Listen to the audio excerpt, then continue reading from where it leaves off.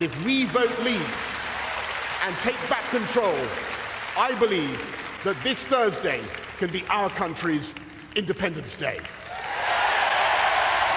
All we're asking for is to keep up to about 12% of the money raised in London for London. This is about whether the great cities of England are able to plan for the long term to build enough homes for people, to put in the infrastructure that we need. The argument goes that London could do more for major transport projects and build more homes if it kept some of the tax raised here, particularly property taxes.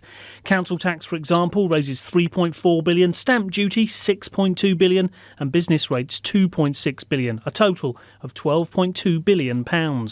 First it was Scotland. Could London be next? Boris Johnson says he's keen to have power shifted from Westminster to City Hall. But what if London were to go all the way and become a city-state? The argument goes that the capital accounts for more than a fifth of Britain's gross domestic product and generates tax revenues in equal measure. Unemployment is low and it welcomes in immigrants engaged in everything from high-value global business to sweeping the streets. But first, here's David Grossman.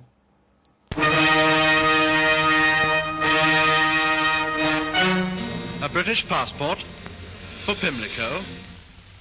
Customs and a frontier post in Pimlico. There must be some mistake.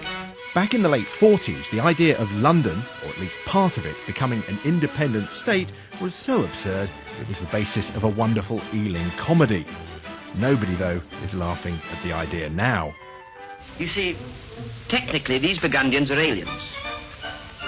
Aliens? When you look at the data, London already seems like a separate country. London has its own market for housing and for jobs. It has its own distinct culture and its own politics. Why not then make that split formal? London also has a very different population to the UK as a whole, and Londoners, it seems, are more comfortable both with Europe and with levels of immigration. If we vote Leave and take back control, I believe that this Thursday can be our country's Independence Day.